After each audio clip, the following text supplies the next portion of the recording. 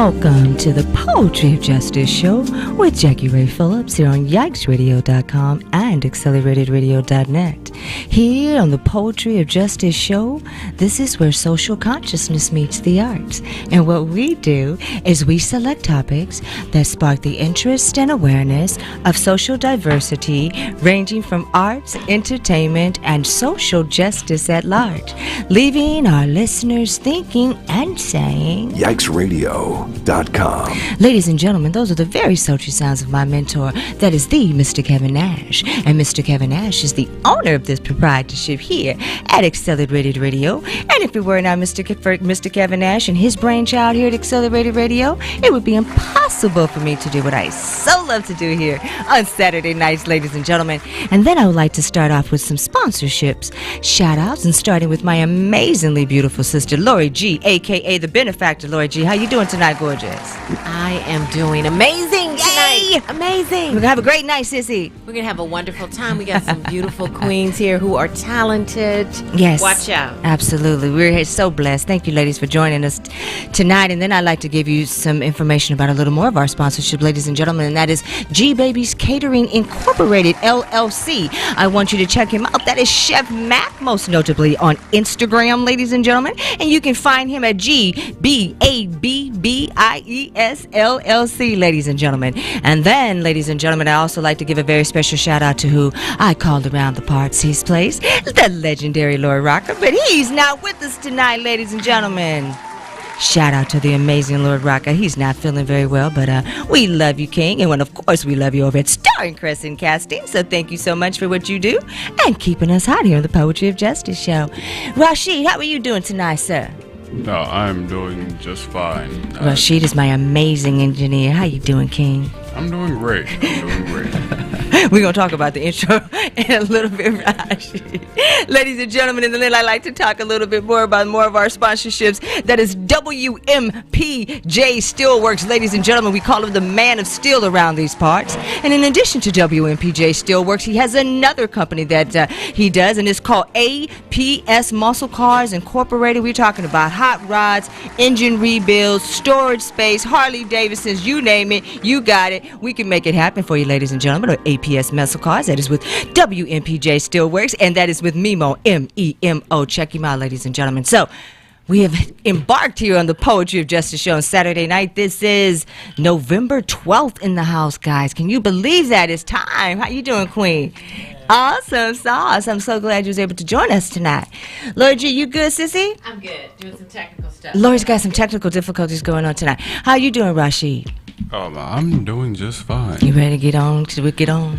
Yeah, I'm ready. I know, it's gonna be a good time. Woo, the lights is getting hot up in here, but it's gonna be all right, guys. How are you doing tonight, pretty lady? I am amazing. You doing amazing. This is what we're gonna do. We're gonna fix this mics up a little bit, and I'm gonna have you come up a little more, Queen, if you don't mind, Irisi. We're just gonna get it all together up in here. Yep. Thank you, Queen Lisa. Yeah, we we got need to as Irisi. close as possible to the mic. So Yes, beautiful. Yes. Spread your message. And then we're gonna, and then Rashid, we just turning your sound, your volume up, and then you'll be good. You'll be in the game, cool in the game. Hello. Okay. Yes, Dr. I'm amazing, guys. I'm amazing. How is it going for you, Chrissy? Great. I can't Okay, complain. so yeah. We're gonna do it like that. We can just spin it all over I when can't it's time. complain. Coolness. I've been up since about 6. I was on another project prior to coming here, so Okay. Celebrating my dad's 62nd birthday. Whoa, happy birthday to your my dad. father. Scorpio season. All right. Yes, so today's been a great day. That's right. I love to hear that. I love those glasses. Those are Thank gorgeous. you. Beautiful Thank you. shades. Thank you. Ladies and gentlemen, we've got Miss Lisa B in the house tonight. How are you doing, Queen? I'm fabulous. That's right, Queen. So tell us a little bit about your day today. How's it going for you today? Well, you know what? It's been well, too. It's been a good day? It's been a good day. Lord woke me up this morning, so it's absolutely a good day. That part right there, huh? How are you doing tonight, Miss Rocky? I'm well, thank you. That's right. Thank you so much for having me. Oh, you're so welcome. Thank you so much for joining us. Lord G, what you got going on, Queen? Talk to me.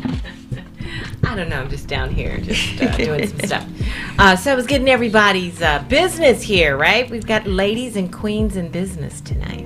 So I think it's going to be a great time. We're going to hear everybody's story and their journey. You know, of the duo here, I'm the nosy one. So I like to hear people's legacy story, right? How you got started, what was your motivation? Because we believe here at the POJ show, there's someone listening.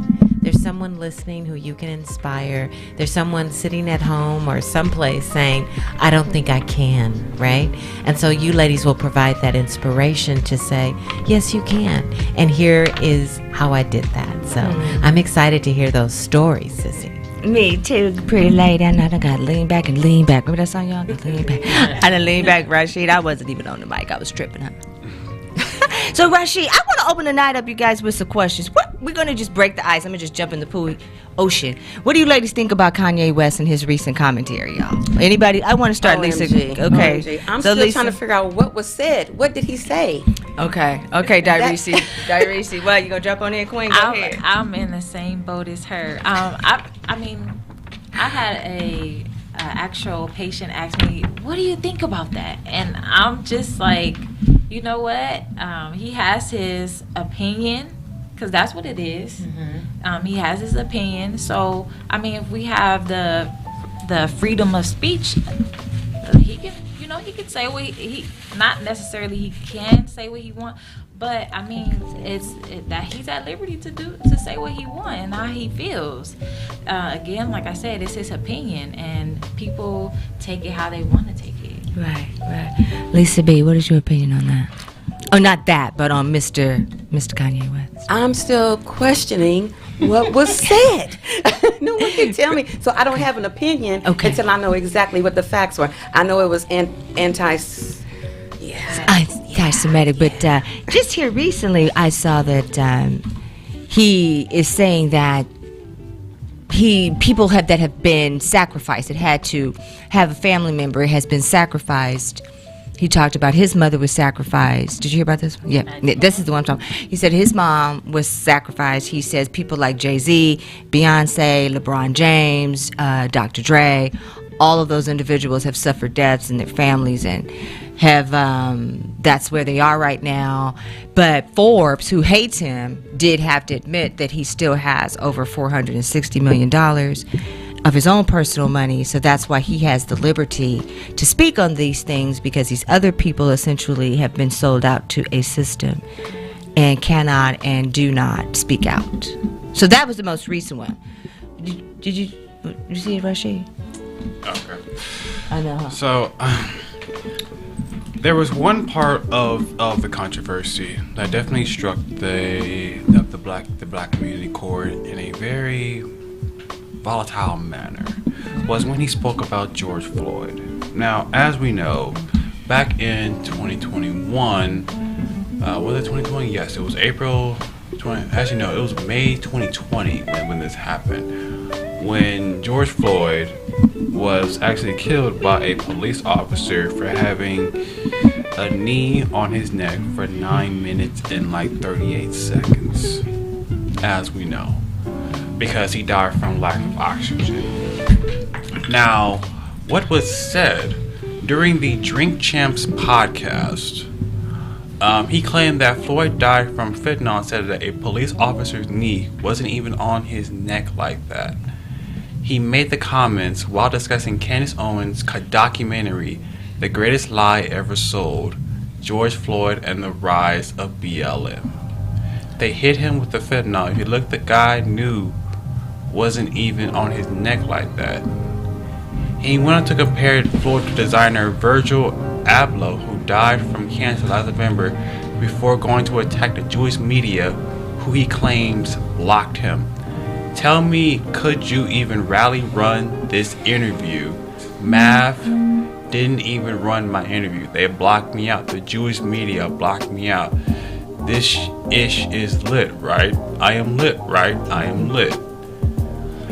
He said just days after his social media accounts were restricted after he made a number of anti-Semitic comments. He also addressed JP Morgan Chase after they reportedly severed ties with him following the anti-Semitic comments he made on social media. I put 140 million into JP Morgan. They treated me like shit. So if JP Morgan Chase is treating me like that, how are they treating the rest of y'all? I am outraged. People want to calm it down. I didn't break a law. Okay, so that's like a gist of it. This goes on and on. We're not going to do that, but that's how would set it all off. Like And would then set it all off. It started off with him wearing a White Lives Matter been shirt doing a at little a fashion show in Paris. Rocket, any commentary? Yeah. Yeah, right. Yay, sis. But all in all, let's stick beside. But when I first saw the whole White Lives Matter thing, like I'm very patient when it comes to me judging situations. Yes. I like to see the beginning to the end and then the after effect, honestly, before I like Right. insert my whole opinion on it. But however, the whole George Floyd comment, I thought that was very bad. You know, because you're pretty much telling the people who marched down them streets, who rode for Black Lives Matter, who did A, B, and C for Black Lives Matter, you pretty much telling them that their purpose was for nothing. And that's bad. I was like, you can't do that, bro. That was about it. That was my only like little, you know, for him. Other than that, I feel like everything else he's probably just gonna, he's gonna be okay. I feel like he's gonna be president low key. Yeah, that'd be all right. What are you thinking, Darius? Crying out for help. That's what I mean, I'm a huge Kanye West fan, and I kind of stand by him when it comes to his art, his music, and his production. So, I mean, I get a lot of slack because I actually separate that from the music. Like, I'll still listen to Kanye. I love his music and I love his art. But after watching his documentary, I just felt like, okay, he's not mentally okay. After his mother passed, to me personally, I felt like, okay, there's a huge disconnect. I feel like he started to dwindle, and he and I think, of course, he is on a lot of medication, but I think he's crying out for help, and he is seriously mentally ill. Yeah. And I'm not making an excuse for him, No. but I think he really needs real help. He needs real help. Absolutely. Yeah. Darius. I agree. I agree. When it comes to the things that he says, honestly, I feel like at this point, to me, after the whole him going into with the president, our last president, when he went to the office, I felt like after that point, I could not take him serious anymore. I love him as an artist. I have to admit that. I loved his music from the beginning. It's just that after that point, all the comments that he made after that, I felt like, okay, he is mentally, something is going on. There's a disconnect. To where he's not the same person anymore that we knew from years ago. So I kind of just like, okay, you know, he gonna say some things, he gonna do some things, and I think we should be at this point. That's kind of who he is right now. Right. We kind of gotta accept him for who he is right now and not take everything so personal what he says, because I mean we know that it's probably not coming from a real place of He's not saying. connect. Yeah, it's not connecting. So I mean that's my opinion, and that's why I don't get so worked up over it. Right. For sure. Yeah, Vagabond Mama, definitely Vagabond Mama. I think with a lot of people, chords were struck with the George Floyd comment, for sure. As far as the attack on the Jewish community, a lot of the celebs were actually kind of like on his head for that, as well as wearing the White Lives Matter shirt. But I honestly think some of the things that he's said, Mama, it's made some thoughts just spark it in my head a little bit, just about who controls the actual narrative, who actually has that complete control. Because when I look at it, I'm just like, a lot of the businesses that are being bought up or have like overwhelming control, especially when it comes to the social media or just in the entertainment, they are of the Jewish community. Like, Mama, they control the platforms. So if you say anything that they deem out of pocket, if you bring up, try to spark a conversation that they don't like against them, they can deplatform you at the drop of a hat. Prime example, look what they're doing to Kyrie. Back in my That's the basketball player? Yes. Yeah. Yes, Kyrie Irving, basketball player, point guard for the Brooklyn Nets. I don't know for how long.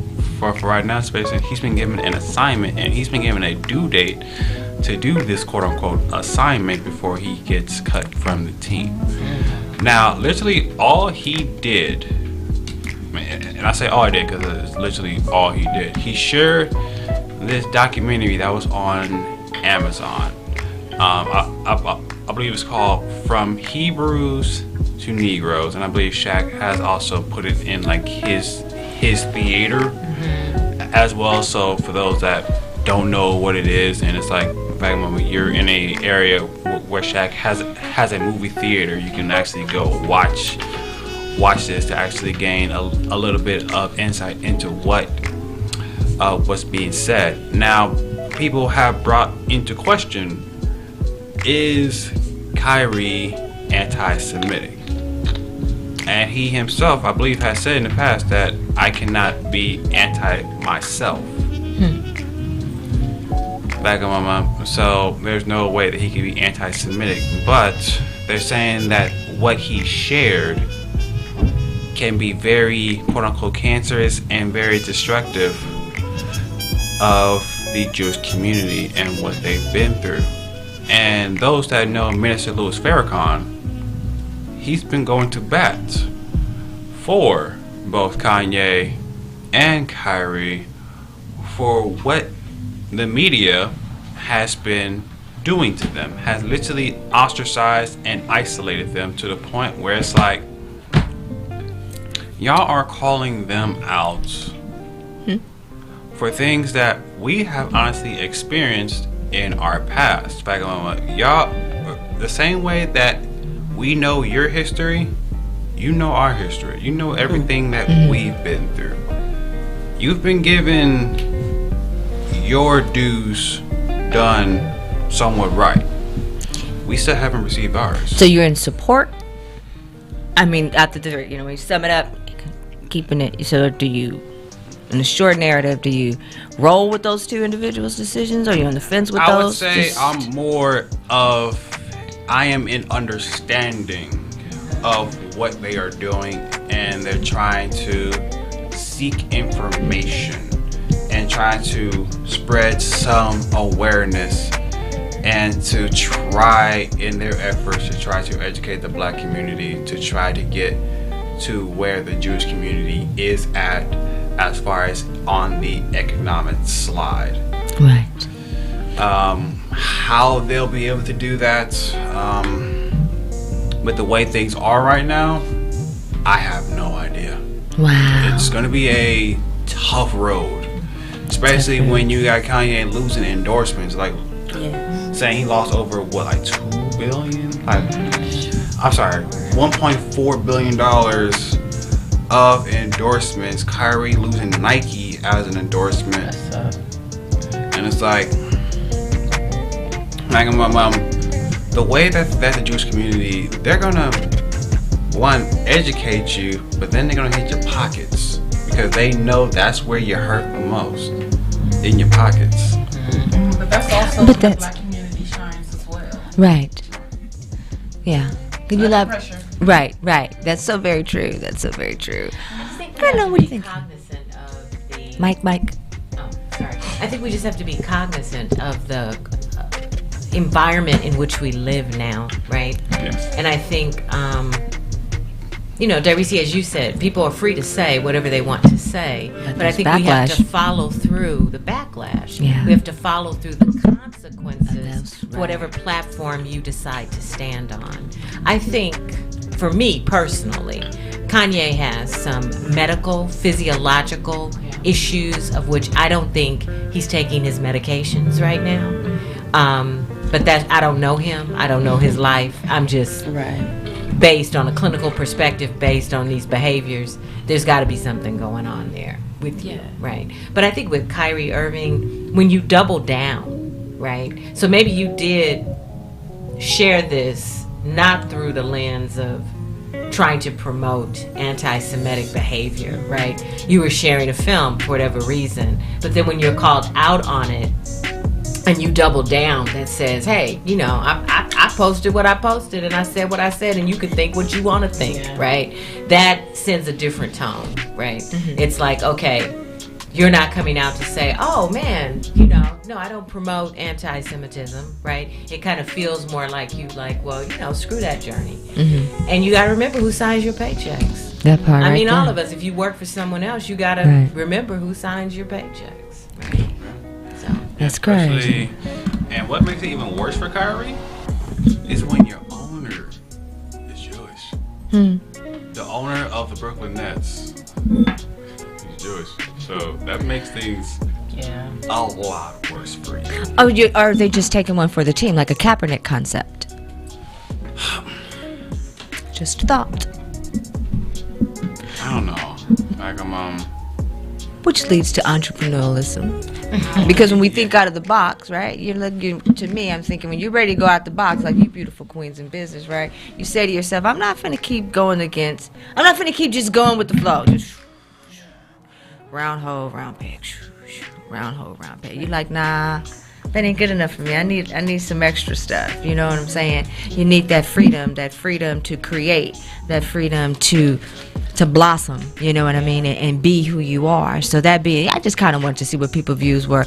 Me personally, I just wanted to know. Straight up, I'm gonna just put this out and I'm gonna keep it moving smooth. I just want to talk a little bit of controversy, just to get a little bit of an icebreaker for us ladies just coming into the room tonight, because these are some real issues. And I mean, there's so many people that truly do look up or look to these people, whether they look up to them or not. These people are in social media, and these people do make a massive influence, not just on us. You know, we're like, yeah, okay, whatever, we're in a different space, but when it comes to our children and our children's children and building those legacies and where they are, you know what I'm saying? And what they are. Part of me says, okay, whether it was a mental health issue that triggered it or not, he's at a point of saying, okay, one laid some things out that maybe other people don't want to hear or people do want to hear, but if it's real, it's real. And if it's made it, you got kicked out for you to see that realness, right? Or whatever that is, to get kicked out of this whole quote unquote society of billionaires, you know what I'm saying, if you will. Those things are still a reality in his world, and people, like how you were saying, really still look up to and care, because I'm like, well, is that we know it's true, we all know it's true, but we don't say it. So is it bad to say it? And should we be afraid of the backlash once and if we say it? Are we still Uncle Tomming at that level where we know this is happening but we don't? I just could never. Like, I was put in a position at my, I don't know if I should say it on the air, but at my current place of employment, so they put me in. You have to say the name. Okay, they put me in an admin position, but little did I know later on, I was supposed to be eye candy for the white man. And I was just like, yeah, no, I'm good. Like, I still moved how I was going to move, you feel me? But it ended up getting me demoted because I'm not shucking and jiving, like, period. See what I'm saying? I'm so sorry. No, Terrible. things happen. What? Yeah. What was you gonna say? Somebody said something? I said that's terrible. No, yeah. So I don't know.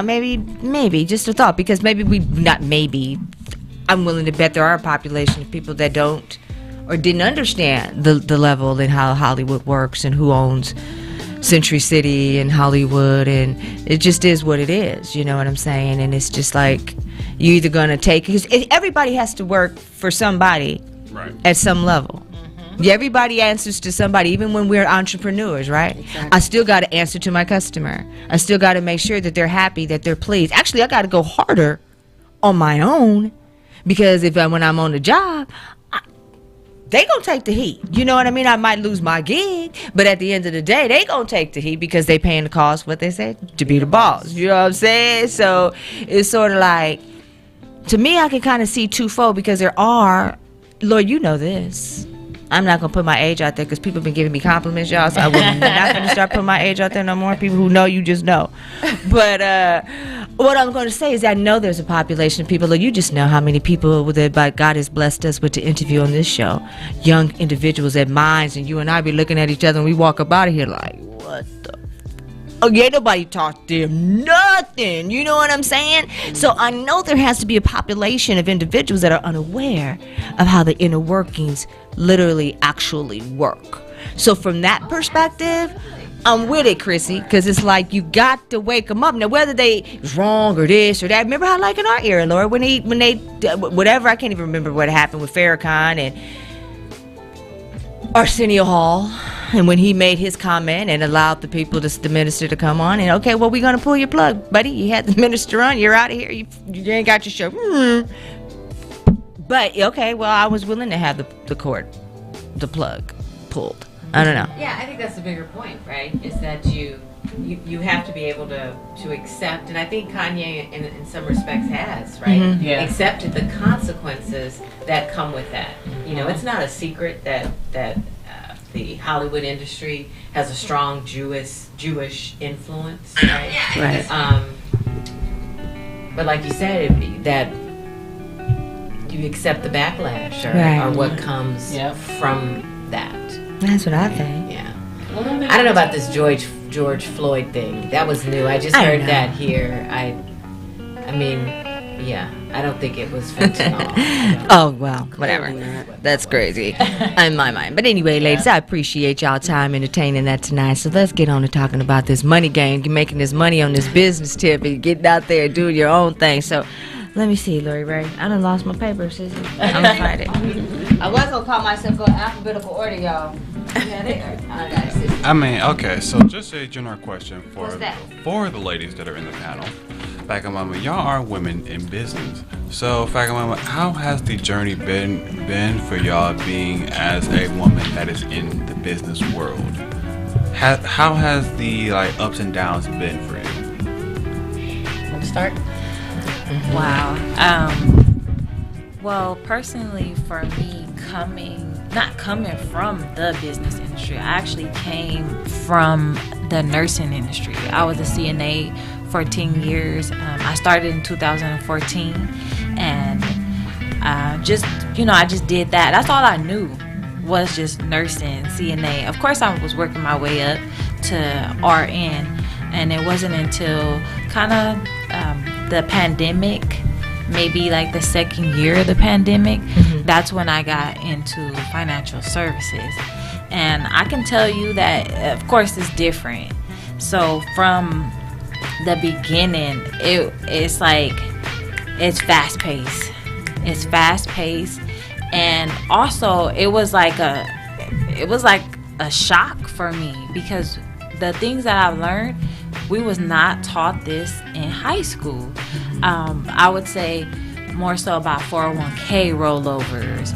And let's be honest, even though people know of life insurance, not a lot of people are super educated on it. They're not really educated on the topic. A lot of people aren't really educated on retirement. Yeah, you know of retirement, and there's some people out here that do know about retirement, but just to get a grasp of what is on the other side, I was like, wow. So I'm not gonna lie, it took me maybe a couple of months to just catch on to all of this, because it was new to me. Like I said, nobody taught this to me in high school. All we know is go to class. We know pass the class, English, math. We don't know anything about business. We wasn't, how to invest, where to invest, how to diversify. Wow. So it was in the beginning, it was very much fast paced, and it's like, okay, I'm catching up, and it was difficult for me in the beginning, but now I'm just fully understanding. I'm still learning. Social media, you know. I ain't been out there in a while, Rashid. You know how it goes. Alrighty, business. Chrissy, what made you take the plunge? I would say I started event production in 2017, but I've always known since I was probably 15, 16 exactly what I wanted to do. Event production. Well, I knew I wanted to work in the music and media space. Okay. So I grew up, 106 in Park was my show. Like, I used to run home from high school, and I used to run home, and I used to, like, turn on Free and AJ. So Free, anytime I speak of my journey, I always have to speak of Free, Ananda Lewis, and Jalissa, these VJs. They're called VJs. So back in the day, to know like Sway and TRL, they were called VJs. And I used to look up to Free. I used to say, I want to be exactly like her. I want to do what she does. That's interview artist. She looked fly. She was very savvy in hip hop.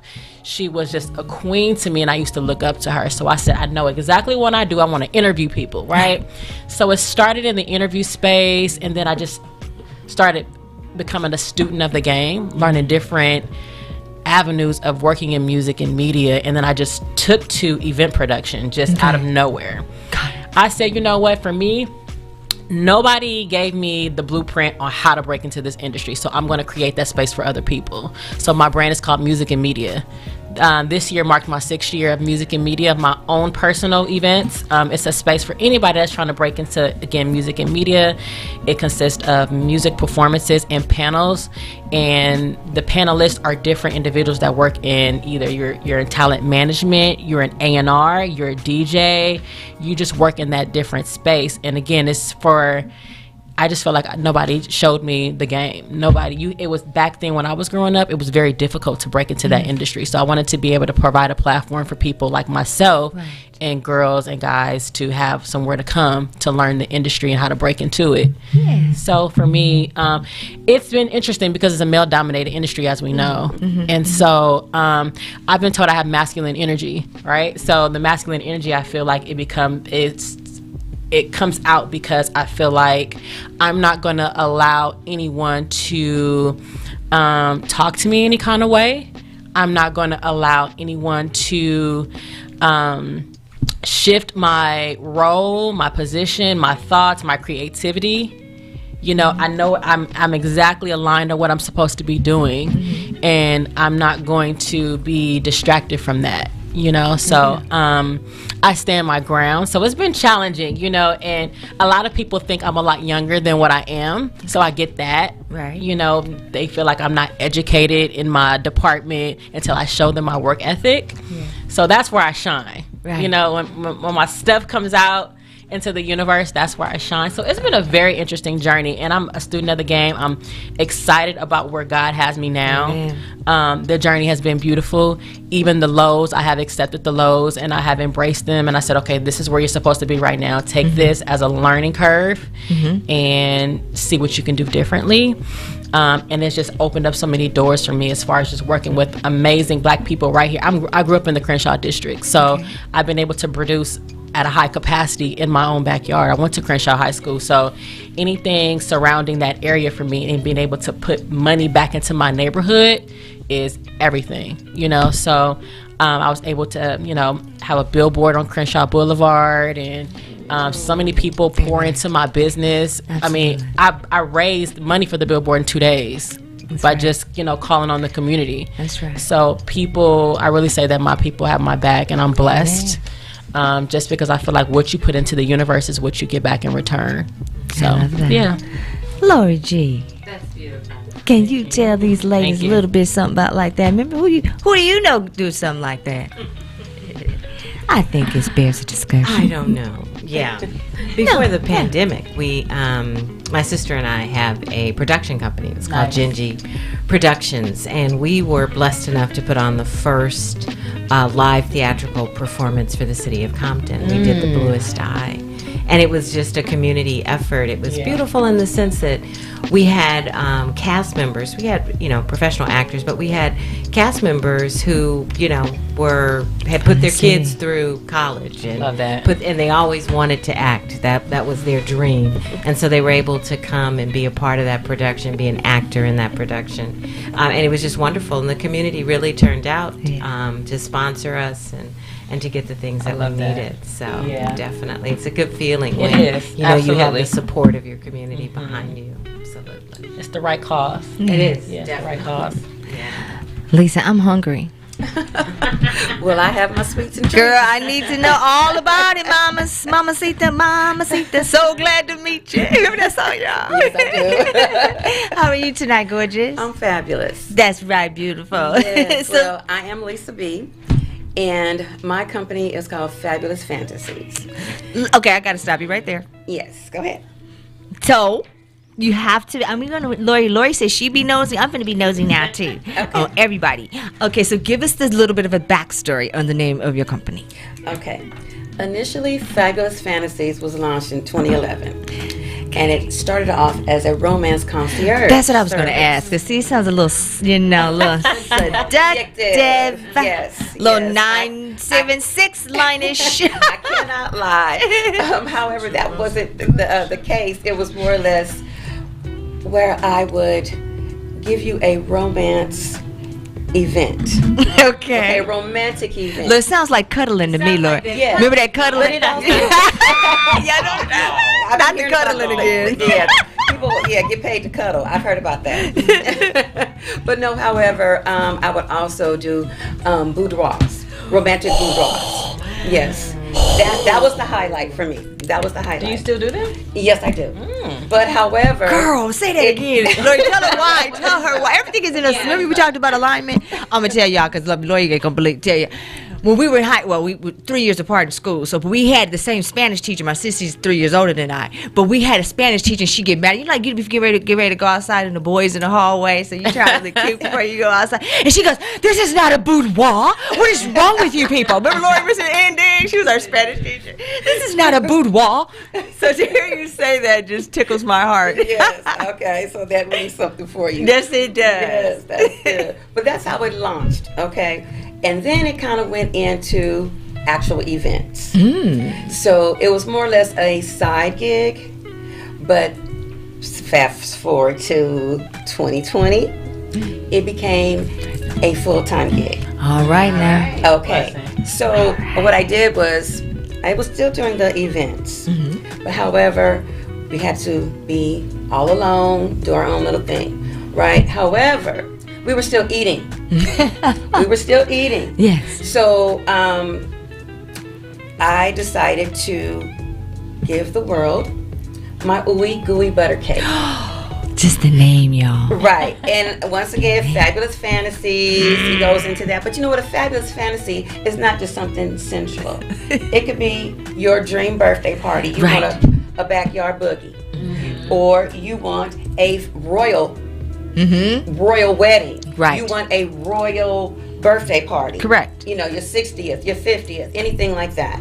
So basically, that's what I was doing. And the ooey gooey butter cake was always something I always made as a dessert, and everyone loved it. Okay. So I just started to market it. And here I am today. Ooey gooey Yes. butter cake. Yes. Ooey gooey. Can you tell us about that one? How did we get that lingo there? Okay, ooey gooey butter cake, it's an actual name. Just like you have peach cobbler, that's Okay. a name.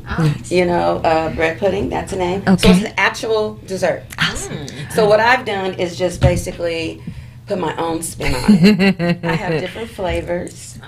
So I have original butter. That's the number one fave. Ah. And then lemon sunshine. Strawberries and cream. Strawberry lemonade. Strawberry lemonade. Yes. Swiss chocolate. No, see, there she go with the chocolate. German chocolate. Red velvet. And brand new today, strawberries and cream supreme. Girl, you with the supreme on it.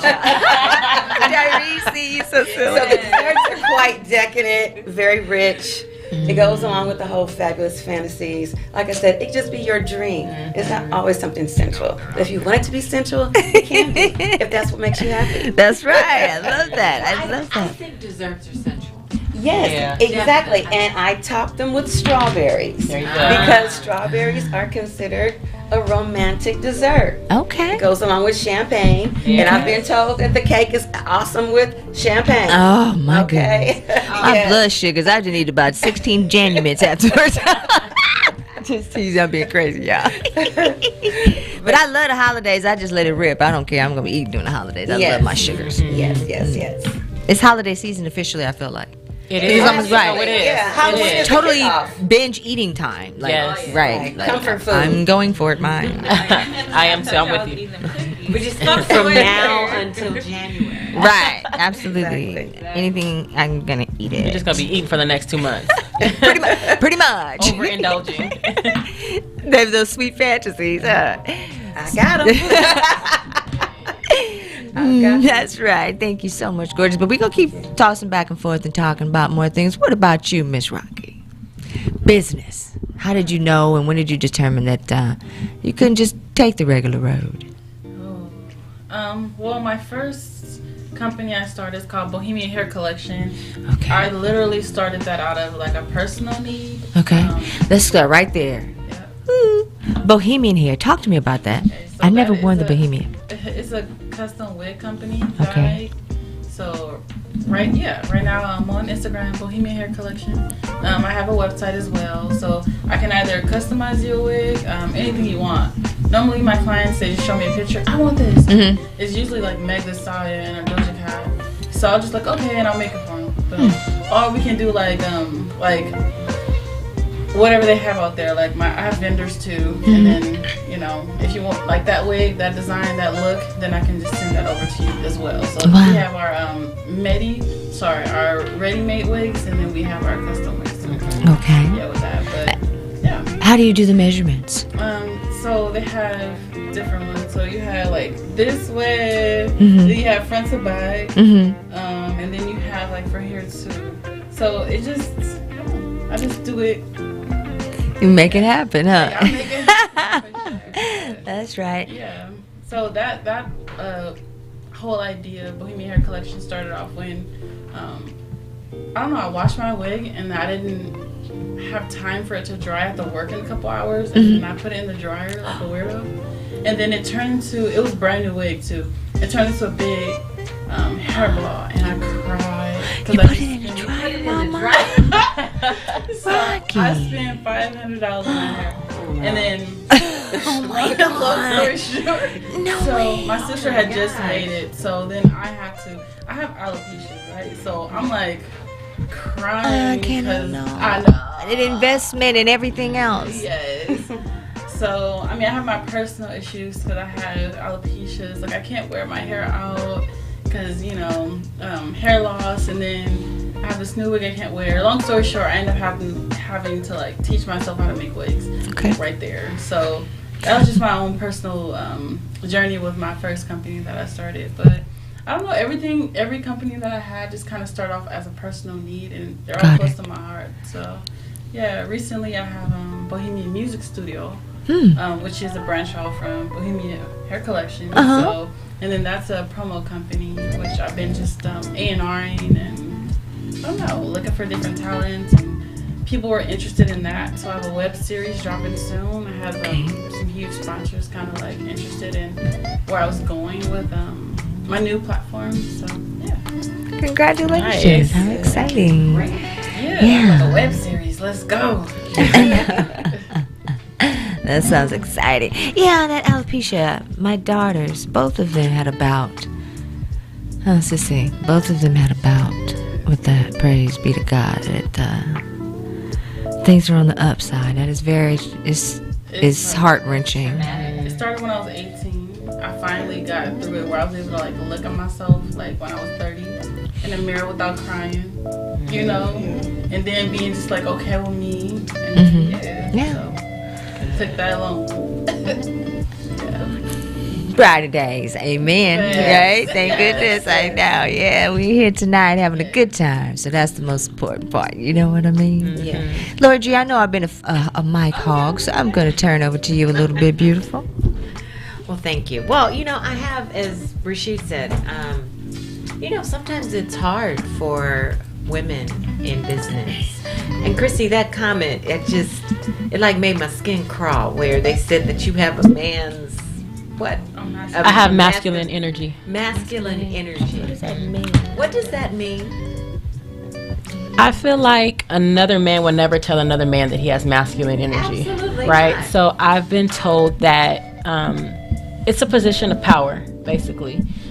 Just kind of speaking to different people and understanding, because I took offense to it, but it's a woman basically that is dominant and that exudes a lot of power. But why is that considered masculine an energy? oddity? Exactly. Right? Why can't that be your female energy? Yep. Because that is who you are. And it is. Right. So it's unfortunate because, again, in this industry that I work in, which is music and media and entertainment, as a woman, I get told that because I am very direct. I know what I want. I know how it should be ran, and I'm very educated. So when I kind of exude that energy, it has to be masculine. So, I've been working around that. I'm not letting that kind of distract me from what the job is. But yeah, I get told that a lot. So it's interesting. It really is. It's interesting. And even in my personal relationship, I was in a relationship with someone for a very long time, maybe like on and off 5 years. And he used to tell me that also. And I used to have to like fight with that. And I'm like, well, maybe it's your job to bring the feminine energy out, right? Well, I'm gonna just say this. Like help with the feminine energy. If you feel like I'm masculine, maybe help soften me up some. It sounds like they're all intimidated. Yeah. There you go. Yeah. Intimidation. That's all it is. Yeah. Okay. So, I think it's a qualifier, right? It's a qualifier for themselves. Some men. Right? So if we should say, oh, well, you have man-like qualities. That's why you're good at what you're doing. Exactly. It's not because you're a woman. And you're just good at what you do. Interesting. Yeah. So, like I said, I'm just doing what I'm supposed to do. I know what my calling is, and by the grace of God, I feel like I know what my purpose is. Right. So I'm just following that. I'm just on my journey, and I'm just waking up every day by the grace of God, and just following my spirit and my intuition, and just doing what I'm supposed to do. That's everything you can do. How do you stay inspired, though? Right? Yeah. How do you stay inspired? How do you fortify yourselves? For me personally, it's because it's that one thing that just sets my soul on fire.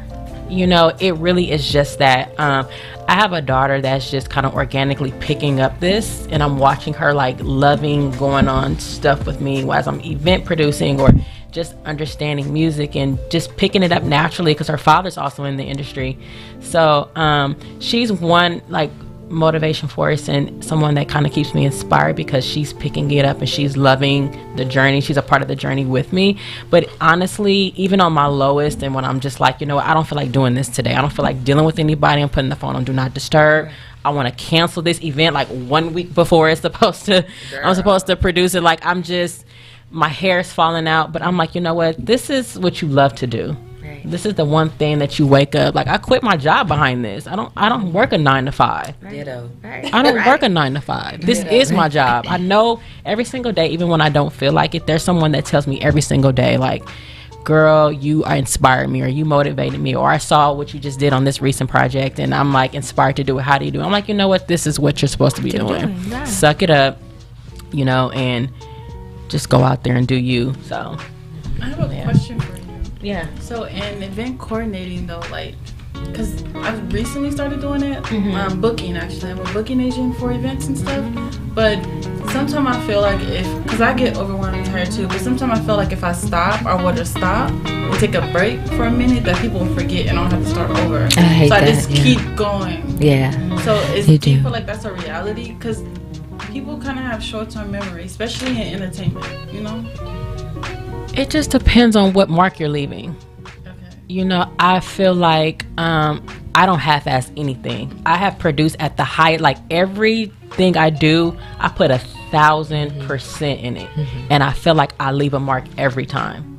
So it's just that like, oh my God, I can't forget because it was that dope and it was that amazing and she put her foot in that thing.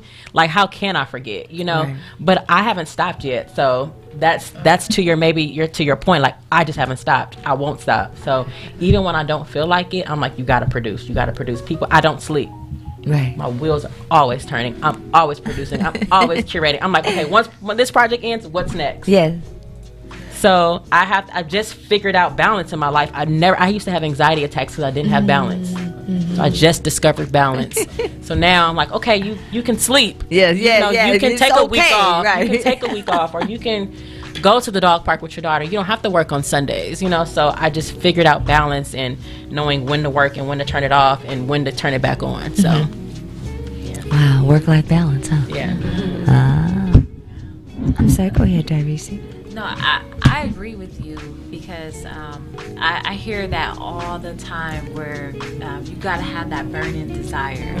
So what specifically makes me tick or makes me want to get up in the morning when I don't feel like it is the fact that I get maybe a message saying, hey, I seen what you did, or I want to know more about this. Even when I'm not feeling like it, I'm like, oh, I don't want to do it. But then it goes back to when they want to know this information and I want to give it to them. Because like I said, a lot of people don't really know about the differences between, life insurance and how it works. So I'm like, you know what? I'm going to give you this information if you want this information. And I'm more than happy to do that. Because like I said, it was not taught to me. Like I said, when I went into the industry, I'm like, what? What is going, what? I did not know that. And so that makes me tick. And of course I have 3 kids. So I can't, like you said, I can't afford to just be like, oh, I don't feel like doing it. Although sometimes I'm like, maybe that Sunday. Let me get that little Sunday off. For sure. Please. But it's after I didn't went hard all week, 2 weeks. I'm just going hard at just, trying to educate families. And also, and I didn't even mention that the name of my business is Taylor Life Services. I help people build wealth through life insurance and retirement. So I give them education on the different types of life insurances and how they can use it to either fund their future or help them to either like retire, use it for mortgage redemption, and worst case scenario, nobody really likes talking about it, death. That's excellent. Yeah.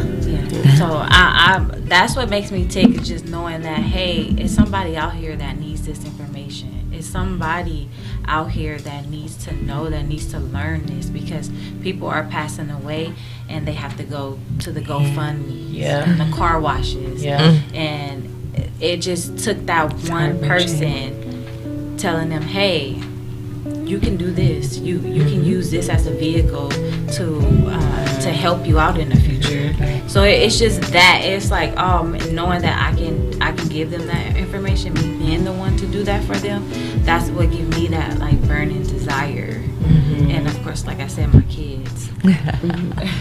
Absolutely. My inspiration, basically, let me just say this. Everyone here is a lot younger than myself. And actually, I'm on the second half of my life. So I get my inspiration from my 2 adult children. That part.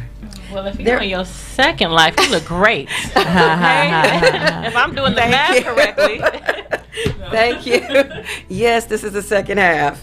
But yeah, my inspiration comes from my adult children. Both of them are entrepreneurs. And I've watched them and encouraged them, and I'm seeing that they really love what they do. And that's kind of what has inspired me, even their friends. I'm inspired by all the young people that are doing it on Instagram, TikTok, whoever. Yes, everybody wants to be their own boss. I get it. And I'm loving it. And yes, like I said, this was a part-time gig, and now it's become a full-time, and I love it. I enjoy what I do. And not only that, I have 2 grandkids. Okay. Yes, so I feel like I need to leave, like you mentioned, legacy. I need to leave something for them, and not just like you were talking about financial planning, not just a life insurance policy. You know, I want to give wealth, generational wealth, and that's what we're missing when it comes to the Black community. That's how I feel. Right. That's a whole nother topic. But however, that's what pushes me, honestly, because I love what I do, and I'm inspired by my kids. Yes. You raised some really awesome points. Generational health is very important. My kids are what keeps me dedicated to this. Being an entrepreneur, but most importantly, it's an artist that honestly need like a life, like a vessel, let's say a life vessel, and they get it in me, and I love it because a lot of artists with Bohemian Music Studios, the promo page, that platform, I base it and I partner it with mental health awareness as well. So I feel like a lot of record labels, they're getting these artists and they're working, but they're not checking up here. They're not making sure they're Gucci, you know. So I want to start, like with mine, I make sure I ask them all the time, what's up with your mental health? So honestly, it's really my artists who keeps me going. I love it. They love me. They call me. I started building like community building. That's what I call it, community building. So now I'm building like a huge community of artists who we all kind of stick together and support each other and check in. A lot of artists are really, really going through depression. They're really, really going through addiction. And I'm here to be like, all right, you're going through that, I understand. You know, how can we support you as a community? What do you need as an artist as well? You feel me? So yeah, that's what really keeps me going, honestly, is the artists that I meet on this journey, that I work with, who I talk to, who I interview. I listen to their music. I listen to everybody's music. Anybody send me anything, I listen. So I'm just here to listen. That's right. That's true. I think on any journey, right? When you embark upon it, I was just in New York last weekend, and it was the New York Marathon. That was the most fascinating thing to me because I stayed in a hotel where there was all these runners. I was like, wow, right, yeah. They're all getting ready for the marathon. And so, you know, the question, they were all that night before just really, you know, really nervous, although they trained and they prepared, right? But all of them had a fear, which was a different thing. Like, will I make it? Will I get a cramp? Will I whatever, right? So I'm imagining when you decide I'm going to embark upon this business and be my own business owner, did you experience a fear that you had? And how did you overcome that fear? Because I think there's someone at home who's probably teetering, you know. You said you were a CNA for a number of years before you made that transition, right? There's someone home at teetering. So what was that fear, and what did you do with it? Well, for me, the fear was failure. Yeah. That was the number one. And then secondly, will it be likable? This needs to be likable. That was, and also stepping out on faith. That's what I had to do with the whole Sweets and Treats. Fabulous Fantasies always kind of teetered, you know, we'll do it here, we'll do it there, you know, here and there. But Sweets and Treats, I'm going all in. And so it's totally different. And I think, once again, I'm going back to loving what I do. So that makes me even better at what I'm doing. But being afraid of failure, that was my fear for even having Fabulous Fantasies catapult into a bigger brand. Yeah. So, yeah. I'm over those fears now. I'm a lot more confident, and really would like to share what I give. I love that. I like that. One thing I tell people all the time is to do it scared. I am the biggest advocate of do it scared, right? It's because it's, even if it's gonna be scary. It's gonna be scary, period. Right. It can be something, it could be like taking a different route home, right? Yep. You're so used to this route. Right. And you're like, you know what, if I hit this, I'm kind of nervous because I've never gone that way before, right? True. And it could be the smallest thing. I'm like, just tell people all the time, do it scared. And like she said, it's are people going to like it? Yeah. Are people going to take to it? I'm well over that because I have to just get it out there. I think once I get it out there into the universe and the atmosphere, I'm good because I did my part. You did what God told you, right? I did my part. So whoever takes to it, if it's 2 people, if it's 200, by the grace of God, it's been over my expectations of everything I've been able to put out into the universe by the grace of God. But it hasn't always been that way. Right. But I just put it out to the universe. I do it scared, and I feel so great regardless. And it's always someone that says, I appreciate you doing that. Yes. Now you gave me the wings to fly and to do it too. Right. So I always tell people again, I can't say this enough, do it scared. You have to do it scared. I start telling myself that, sis, because you got to do it. Well, sometimes I just be stopped. I be like, F it, I ain't doing it. I'm going to just fall out. I be like, I'm good. But I like that, and I agree with that. I know sometimes, almost all the times, when me and Sissy embark on doing something, generally it's me who comes up with some harebrained ideas, like the Poetry of Justice show. I'm like, come on, Sissy, we can do this. Come on, Sissy. Do it and put it out. We're going to do it. But the thing about it is you do it, even if, I put it this way, writing the book, doing the poetry, starting the show, the production company, at the end of the day, me and Sissy say, I'm doing it for me.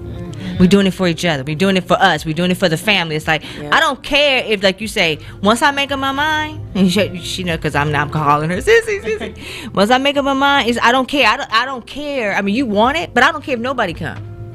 When I have to make up my mind, because once you realize I'm doing this art for us, like when we bit off that play, it's like I'm gonna do it regardless. Because she was our director. She trying to act like all quiet. She was a director. Lori was just on our butts. But it's like, you put your mindset to say, and even with this show, Rashid even know. I mean, I can't even tell you how many panic attacks I used to come into this radio station with. Lori Ray, she know that's part of why she's so ride or die with me on the radio show. I would come in here just like you said, but you do it scared. And I'm like, oh my God, and this energy is gonna be all right. Are people gonna like it? How many people gonna look? How many people gonna be on Instagram? How many people gonna be on Facebook? How many people? And then I'm looking at it like you guys see me over here now. I'm working, y'all. I got to get the numbers up. And you just, so I know what you're saying, and it's constant. Like, okay, wow, that wasn't that bad. Or you say, you know what? If 0 people look at it, I always tell you this, it's the show, and I'll be like, F it, sis, y'all don't even care. I don't care how many likes we get. I don't care.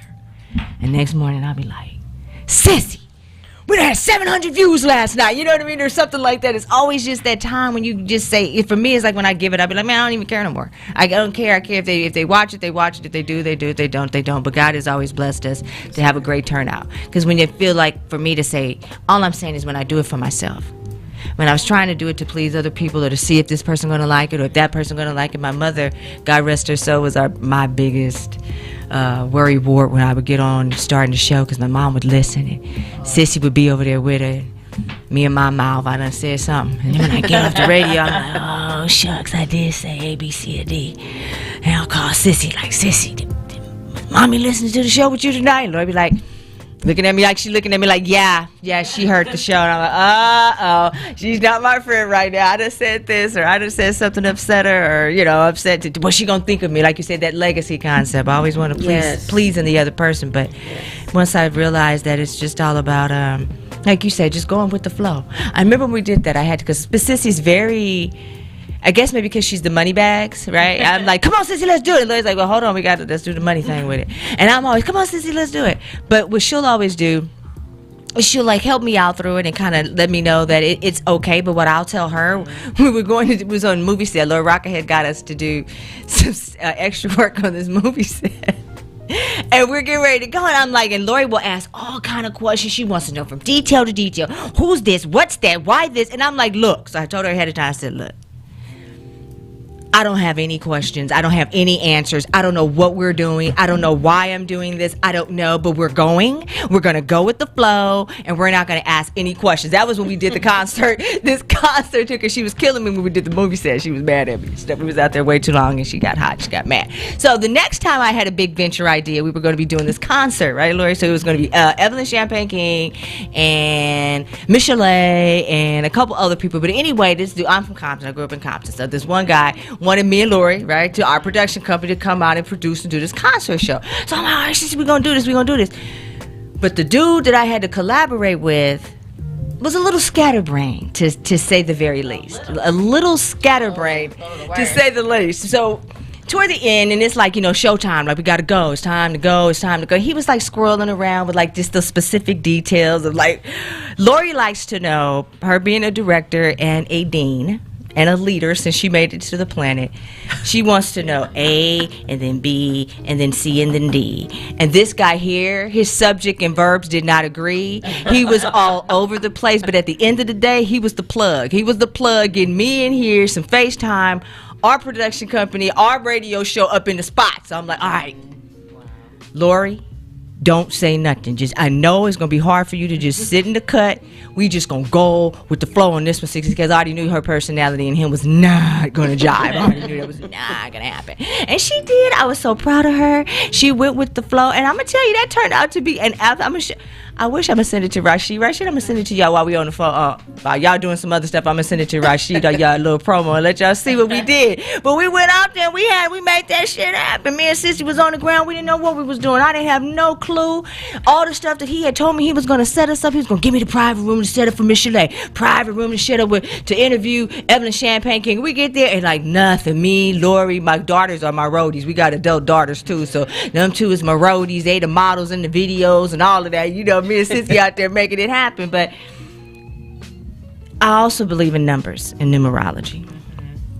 And earlier that day, the Spirit of the Living God sent me the 444 sequences.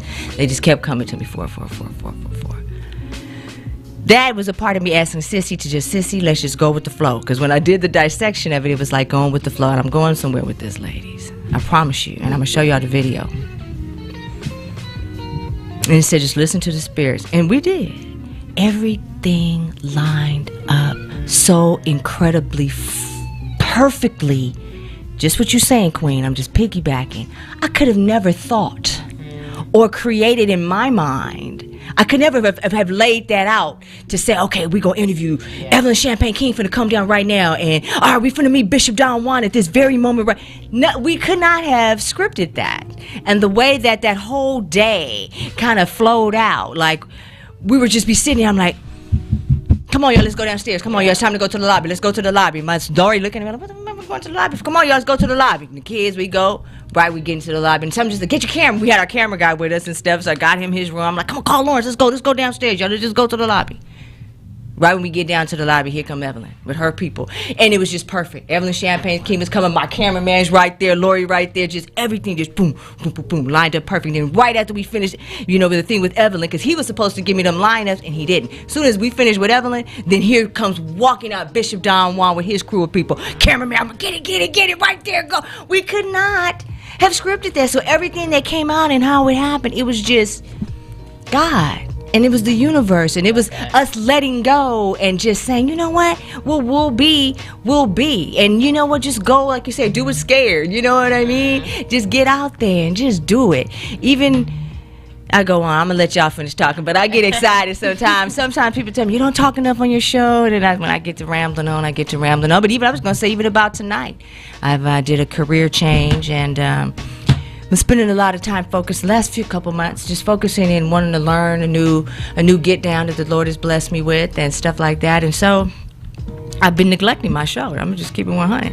I can do that the way I usually grind on the gram and grind in social media, the branding, because that's something I want to talk to you ladies about tonight, is the branding and staying in the know, staying right on the link, you know what I mean? Staying active or staying with the social media time sometimes is very difficult for me sometimes. Yes. But for today, you ladies, how you guys talking earlier about you never know how you're influencing or what you ladies have influenced me today. Lori can tell you that. I've been good. I've been got up. I did you guys ad. I did it yesterday early. I got it out to the Rocka.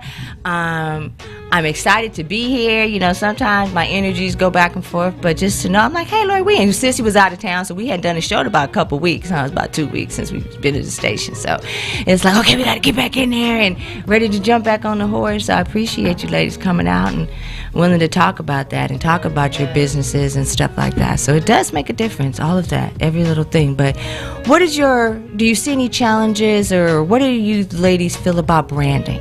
and that social media presence, Lisa. Okay, let me speak first. Yes, because ma'am, queen. The reason why I want to speak first is simply because this is what I need help with. Okay. Honestly, I just do not have the time to manage social media. Preach. And I do know that this is the marketing tool that will, it's the future. It's what it is, okay? And it's free. It's free.com. But the managing of the time is what I have a problem with. And keeping up with all the different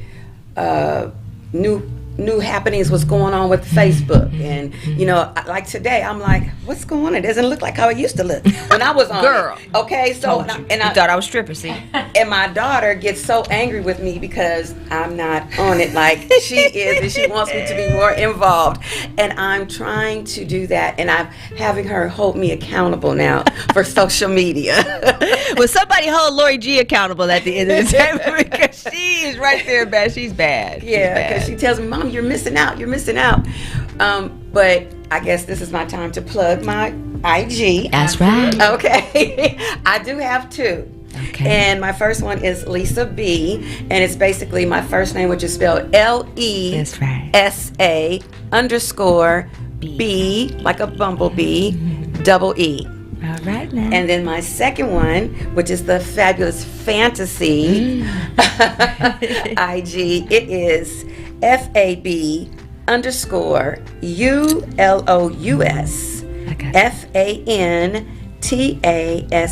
FANTASIES. So I do take orders also for my desserts, and I am having a holiday sale. Okay. So normally a quarter pan, which feeds 15 to 20 people. Well, do your thing. Do you think, Lisa?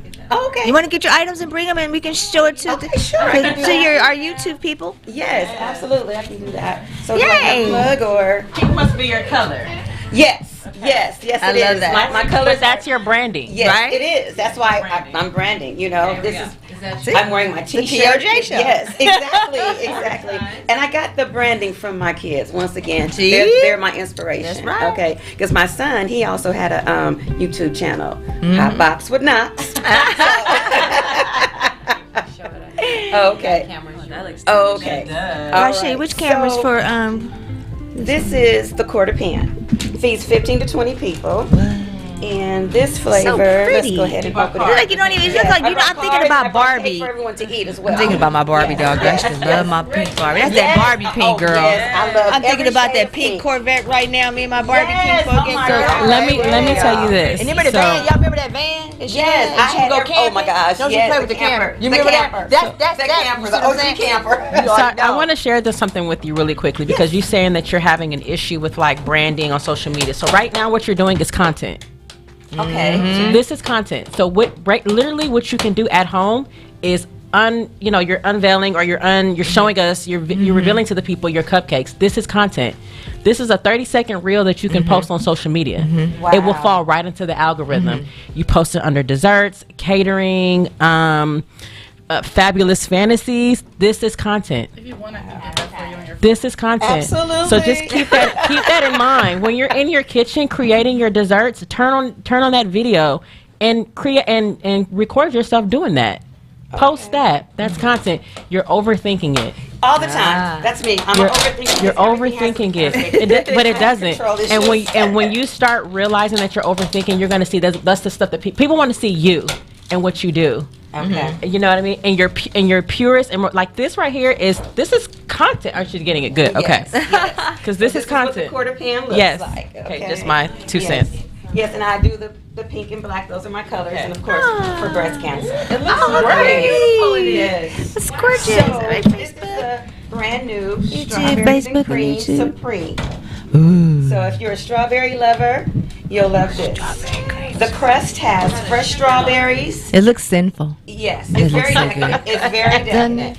It, like I said, the crust has fresh strawberries and also white chocolate chips. Yes. And it's super ooey gooey. That's that ooey gooey. Yes. So The that's the ooey feeling gooey. is Yeah, the ooey ooey gooey. The Yes, ooey gooey. yes. So this was the strawberries and cream. Okay. and everyone can have some as well. I'm ready. I'm like, Go ahead. Yes, go ahead. Okay. Oh, you know what? I didn't bring a knife, but I brought something. Yeah, something. I don't want to be Yes. the first to like indulge, Oh, but well, you know what? It's that type of cake. It's not Okay. a pretty cake. okay. That's why I just try to make it fabulous. Okay. You know, I'm with gonna, the I'm garnishment. gonna go for it. Yes, go for it. Yes, especially if you're a strawberry lover. Yes. Go ahead. I'm gonna go for it too. Okay. Do I unplug? I would like to add, Sure. when it comes to like, you know, just piggybacking off what she said, I had an event today because aside from like financial services, I have a nail polish brand, all vegan nail polish. Oh. It's called Taylor Liqueur, and I had an event today where I had a artist come out, Nicole Divic, where she comes and she came and painted the woman's nails. And so it was a girl that signed up on Eventbrite, and she came in, and I like you said, you took some time out from your business, you stepped away for a little bit. And so she told me, like, you know what? Get all of this on video. She was like, Okay. and I was like, you know what? I need to get back to that. I need to get, like you said, overthinking it. Yes. And that, what was a fear for me, just, getting into the business is just trying to, my thing is trying to stand out. What would make my business different from someone other else's, yes. businesses? Because I had a person tell me, well, oh, you're going to come out with a nail polish line? Oh, what makes you different? And that was like, it kind of put fear into me a little bit. But then I'm like, well, just me in general. Like, I'm different. And on top of that, it's not going to be just the regular nail polish. I'm going to make sure it stands out. Right. And I said, oh, I don't care what you say. And I'm going to go ahead and just do it. There are 1,000 waters on the water aisle. Exactly. They all have different names and brands. You know what I mean? Like, there might be one person going to get Fiji, somebody's getting Arrowhead, the other person's getting Crystal Geyser, the other one's getting, Aquafina. it's happening. It doesn't matter. That's It very could be true. 1,000 nail polish brands, but what makes yours different is your own personal touch to it, your uniqueness, what you bring to it, Right. And that's why my dessert Different strokes for different folks. is a specialty dessert. This is. Listen, you got a new client. Well, thank you. Thank you so much. I'll take it. This is so good. Good. I'm glad you guys like it. But like I was saying, specialty dessert. It's not an everyday dessert. It's not cake with frosting. Right. That's what I tell Some everybody. good 'cause stuff, everybody- huh? Let me see. Everyone always asks me, do you have peach cobbler? I'm like, no peach cobbler. But I've got my specialty dessert. And I always give samples when I'm out and about because people don't know what ooey gooey butter cake is. So that's how I introduce it, with a sample. And then once they have a sample, they're hooked. Repeat business. Round and round and round it goes. You haven't? Okay. Because some people say it's pie, and then I'm like, It has is it different textures to cheesecake? it. Yeah. It's like, It's the different textures. it's not a pie. It's not, but it is a cake. It's good. But it's not. It's not cheesecake, but it tastes like cheesecake. But it's just a decadent dessert. This is really good. You remember that? Quiet. It's kind of Is that fun. white chocolate? Yes. Thank you, sis. Yes, white chocolate. Yes. That's the brand new one.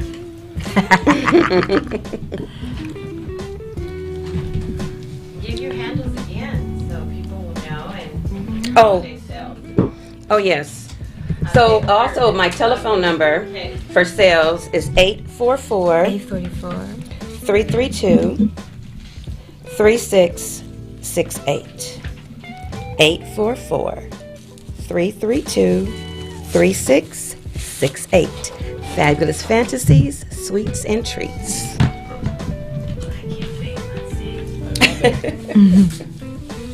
I have other flavors too, so that's not just. Oh, There's Wow. lemon and the original butter, and I also brought chocolate. I wasn't sure. I didn't want to bring a whole pan of chocolate because sometimes people don't like chocolate. Everyone's so quiet. Amazing. Thank you. Yes, yes, Oh, so beautiful. yes. Very decadent. Yes. So, like you said, you like butter cake. So this is a different spin on the butter cake. But you still need to taste the original butter. Yeah, that's the number one favorite. Definitely ooey gooey. Yeah. I know, isn't it great? The strawberry is amazing. I love that strawberry. Oh, you're Yeah. Yeah, so just again, my advice to you would just to not overthink it. When in your kitchen, when you're making your dessert, turn on your video and create that as content. It's a part of the process. You know, people want to see that. You don't have to always like put on makeup and let me get fully dressed and let me try to do a video. That's what my daughter tries to tell We're me. living in people also- just want to see. People want to see real. If you're really paying attention, it's a lot of stuff that's really raw and organic right now on social media. My biggest views come when me and my daughter in the kitchen dancing. I'm a fan of 90s music, so I'll turn on something from the 90s and we're in the kitchen and we're dancing, and I literally get like over 1,000 views. Just dancing In the kitchen with my daughter. People just want to see that live. They just want to footage. see and people being people. that's guess it. so. Even if you have a thought when you're in the car, prop up your phone and just be like, you know what, I have a bone to pick with people or something. It could just be anything. I'm just Be saying. more visible. Yeah, just be very more visible. Be vocal. People want to see you, especially with a brand. They want to see who's behind the brand. Get out. Just put yourself out there. Don't be afraid to. We can do sponsorships here. You want to be here? We can be shouting you out, girl. Okay, well, hey, that sounds like a plan. Those biz opportunities. Yeah. Talk to your camera. Invest in one of those little things. That mine is over here crooked now. This little guy is old. I need a new one. tripod. I got a new one at the house. And you can prop it up while you're putting your stuff together. And it's funny that you guys say that about recording what I'm doing. I made a comment that when you see different people starting off their business, they tell you all the great things, but they don't tell you the backstories. All the struggles. What they went through, the mistakes. And for me, I'm in baking. I make a lot of mistakes. And that's why when I am baking, I've got to be focused, because if I make one mistake, I'm like, oh my god, I'm freaking out. I'm like, it's over. Right. So when I'm baking, I've dropped cakes. Maybe somebody having a reaction to something you made or something like I that. haven't had that. Oh, that's a blessing. No, I haven't had That's that. a blessing. I'm talking about me as the mistakes. How many eggs have I broken? How many times have I just spilled over something? But no one talks about the mistakes. Right. And and still that. And what the outcome was. Yes. We always see the pretty product, but what took you, how did you get to that? Just see, that's that can be your hook. right. And showing people the brilliance and the need for knowing how to bake and the science behind it, because every measurement has to be exacto. I know I had this special a lemon pound cake that I do once a year, but like twice a year, because I ended up doing it for Thanksgiving, and then my brother-in-law, Lori's husband, has it, and then I have to make another one for himself. But because of that, I have you just know, and it's perfected, and it's just science, you know what I mean? And and I put that flour in right at the right time, and then you just massaging it, and you got the music playing, and then you got to sift this, and then you put it in just right, and then I, just right with the motor on my, on my mixer, and slow it down a little bit. I'm gonna ride back up a little, and just whipping the cream. Like, damn, that shit look good, and just watching it just fly into the pan. So yeah, it's the science behind it. So I respect that. Yes, absolutely. Yes. The other part too is that you give individuals permission, right? Because sometimes the biggest thing is the fear, right? The fear of trying it, that you're like, no, I can't, right? Because I might make a mistake. Right.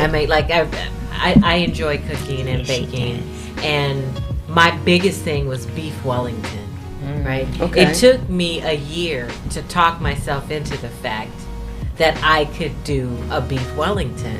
Okay. Because they've got that whole duck thing, faux gras, that you have to put in there, and I'm like, I ain't messing with the duck, and I'm not, so then I think that shows that you can try, and it doesn't have to be perfect. I think that'd be great content. Yes, and like I said, that is the struggle, and I'm learning. Mistakes happen. Go, yeah, that's what we do. Give it a shot. Yes. That's what makes us stronger. Go ahead, Rocky. Marketing pretty much is like just letting people know your product. That's what marketing is. Like, is that what it is? Yeah. Absolutely. and branding. Yeah, I agree. Just can't stop. That's the thing. And I've created an aesthetic, I guess, for my page now. I guess when people come see me on my Instagram or my Facebook, they know exactly what I do. And that's kind of what the environment that I wanted to create. I just want people to be like, oh wow, okay, so she does this and she does this and she's a mom. You know, so I think I've created the aesthetic. So my page is my resume. So you think about it like that.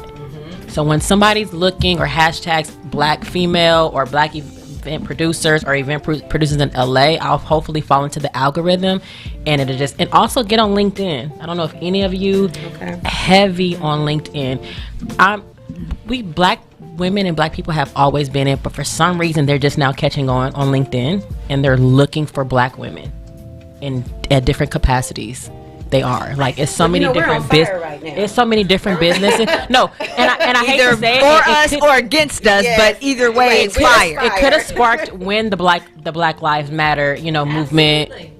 And you know what? And I'm all for it. If that's when you guys have to figure it out about our power and what we have and what we do, then by any means necessary. But LinkedIn is also a very powerful tool of promoting your business. So look into it. I know it's another social media that we have to like manage and look at every single day, and I hate it myself, but it's so many just business professionals that are on there that are looking to work with black creatives. So just create that resume for yourself. You want the aesthetics to your branding is pink. So I think every little thing that you post should be pink. Something about your page, it needs to look, okay, I know that's her color, I know that's her branding, pink and black, so it should just look like your resume. It should be your resume so people know, unless you want to incorporate some personal business, show you and your man out on a date, whatever, all that's fine too, because it lets people step into your personal. Know that you're human. I have 2 men in my life. Oh, okay, I love that. One is 2 years old. Your grandchildren. And one is 5 months. Show that too. We love to see that too. A little bit of personal side. We love to see that too. But again, it's just going back to my thought. Just allow your page to be your resume so people can see exactly what you do and who you are. Okay, that's good advice. Yeah, it's good. Like you said, the resume. That we're so used to the piece of paper. That's the generation I come from. Yep. And you guys are paperless. So I get it. Yeah, I get it. Yeah. It's a new day and time. Everything, it seems like everything is circulated around social media. Like you reach thousands of people on social media. Like you said, the hashtags. When I got into it, just learning, I went surfing on other people's pages, like, okay, how is she doing it? Like, how she doing it? And I scroll down to the comments and I see hashtags, and I'm like, okay, let me look that up. So as I'm looking up, I'm like, you gotta use hashtags to reach more people. Oh, it's work. And then you try to think of the hashtags. You're like, okay, black this, black on this, and you constantly trying to think of all the hashtags. So like you said, the algorithms, because I'm just finding out that hashtags mean something. That's what gets you the So views. start with the popular ones. So like if you type in black women entrepreneurship, it's going to say 32 million, right? Because there's 32 million women that use this hashtag. Always use the popular ones, because then you're going to fall into the algorithm. Okay. So as you're typing them in, they're going to pop up. Start with those 5, like black women in business. The ones with the highest. Black women in catering, the highest post. Or baking. Something as simple as hashtag baking. Okay. Something like that. Use those first, but also create your own. Oh. So Fabulous Fantasies is your hashtag. Okay. So then when you start getting, and I know you reach a certain plateau, but when you get bigger, because you are going to get bigger, once it really starts to blossom and get bigger, people are going to hashtag, your business, and then all your cupcakes and all your desserts are going to fall under your hashtag. Awesome. So start creating your own. Start now. Okay. Hashtag fabulous. Yeah. Okay. So that way, all your desserts, every time you hashtag, literally when I click on it, I'm going to see everything that you created under that hashtag. Okay. Reels. Yeah. Okay, I found out that's something new too. It is. Okay. Look at you. You go, girl. You're going to be training us next time. And we can talk about I can give you the 411. I know we limited time. Okay, I found out about the story, and then now I'm finding out about the reels. That part. So it's like you in the game, dog. And you can monetize off the reels. Here come that blue dot. So the reel. See what I'm talking about? Okay. So the reels, they stay on, right?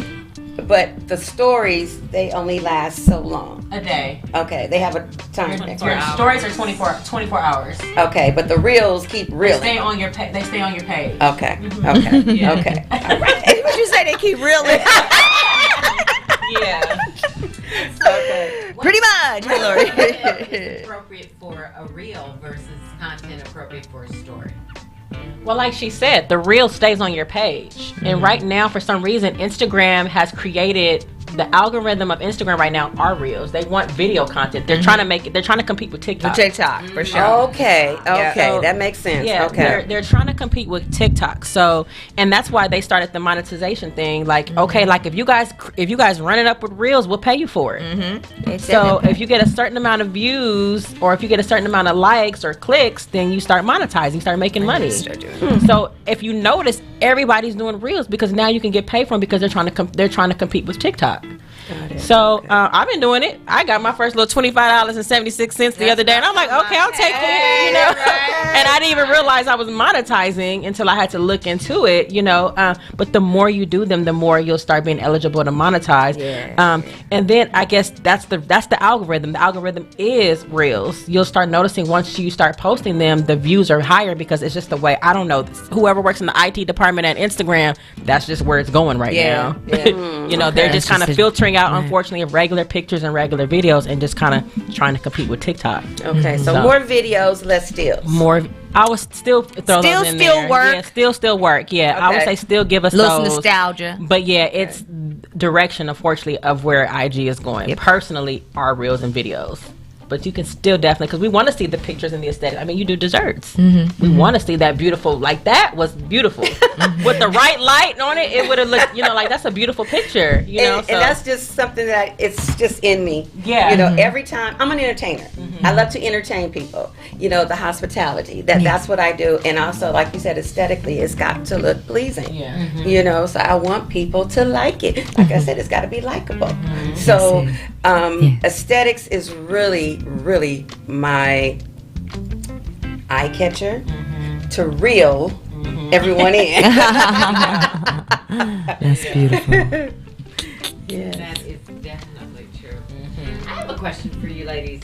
So, you know, we've talked about women empowerment, right? And being courageous enough to go out and start your own business as women. And I think we touched a little bit on work-life balance. How do you create that? By having to give so much to your business, right? In terms of maintaining a relationship or having that time for family or whatever your balance is with your life. I do struggle right now because, like you said, the balance. Family, friends, significant other, your business. Because now that you are working for yourself, you're on the clock 24/7. There's no time off, no days off. Like Nipsey said, no days off. Okay, it's always gonna be a grind. I'm down for the grind. I like the grind. But that balance does get in the way, and sometimes you just gotta sit yourself down and refocus. You know, what is the ultimate goal right here? But yeah, I have struggled with the balance. Girl. Yeah, I struggle. I'm just super patient with myself and just, it's okay. God sees your heart. What does Sissy always say? Give yourself some grace. Yeah. I'm very hard. That's what Sissy say. For me, it took anxiety, like, Girl. and I mean like real attacks. Yeah. I'm talking about like being hospitalized, thinking I was dying, thinking I was having a heart attack, and that was my eye opener. You know, I figured it out because I'm like, it's okay to take a day off. I put myself on the schedule. I'm just very disciplined now. I have a schedule. I'm disciplined. I'm very calculated with time. I'm like, okay, at 7 o'clock, turn the phone off. Simple. Just at 7 o'clock, you don't have to take any more calls. And I tell people, like, I put my phone's on Do Not Disturb, so I'm not going to see your call until tomorrow. So regardless, I'm not getting back to you until 9 o'clock tomorrow or whatever. So I just had to I had to set a schedule and just discipline my schedule and my time time and where my time is allotted. So now I have that figured out. And I struggle with it too sometimes though, because once I'm in production mode, that does not stop. The production mode doesn't turn off. Right. But I respectfully let people know, like, this is my cutoff time. Got it. I'm not responding to this. I'm not doing this. And by the grace of God, I have my friends are my life circle. I have a great support system. That's good. And they ride or die with me. I've been having the same friends for over 20 years. Amen. It's the same circle of friends. They're my sisters. So between my mom and my father, I have 2 dads, and my grandfather and my grandmother, I have a great support system. Everybody's like, okay, what can we help you with? How can we take this load off of you? Praise the Lord. So that also helps with balance. Yes, you know, not, ability. I mean, kids alone. Yes. I have a 10-year-old. So I'm still trying to figure out how to raise a 10-year-old and learning, and every day is something new. Yes, sir. So, I have a support system to help balance my life and just stay in discipline with my schedule and my time, Wow, that is a lot to do. Yeah. Man. Yeah. What about you? I'm sorry. No, please. Then we'll go to Darisi. I was just going to say that me doing this in the second half, I actually have more time because, like, my children are grown now. And like great. you mentioned, motherhood and your business, I think this was the right time for me to do it. Like you talked about. Not raising kids anymore. Exactly. And once again, divine order. Everything is aligned up. And I totally see it now. And I feel as if I can dedicate more time and be more creative. With your art. Yes, be more creative. And you can do some of the things that you dreamed about, and then even things that you couldn't even imagine you'll start producing. You're like, where did that come from? It's like now I'm doing things that I want to do, not the things that I have to do. Right. Get kind of enjoy. And I love that freedom. It's and I'm an enriching. empty nester too, so yes. You're having a good time. Yes. Girl, that's the party time. Right. You know what I That mean? second half, I'm trying to tell you. That is too funny, though. I know, man. You never stop, sissy. What about you? No, it never stops. They do. And they do fly back to the nest. Oh, So I know yes, that, yes. They fly away, but they fly back. Yes, absolutely. Well, how are you ladies doing? Y'all having a good time tonight? Yes. Absolutely. I just wanted to touch, just, being on the work-life balance. I had to write out a schedule because, like I mentioned, I have 3 kids. My daughter plays basketball, and it's like every weekend. Then I have meetings, and it got so much for me that I just was on some days I would just shut down.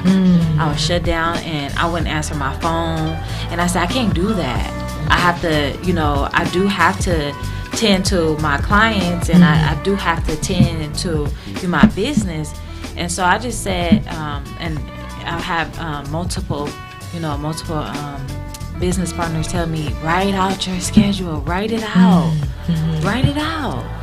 Because you have your daughter and you have your 2 babies, 2 under 2, daycare, and I'm like, okay, let me just write it out, and then Sunday is my day. Yeah, I can have maybe 1 or 2 appointments that I'm okay with having that day, but after that, it's my time. Yeah, it's me and my kids' time. So I shut it down. Sunday, don't call me. Please don't call me, please. Don't even look at me, huh? Yeah, I'm like, this is my day for, just to recoup and just get refreshed and ready just, ready for the week again. Self-care Sunday. Yeah. And setting those boundaries, do you find that that's important, and has it been difficult for you to set boundaries? Oh, most definitely. Most definitely. Because in the beginning, I would just let anything slide. Like, you can call me whenever.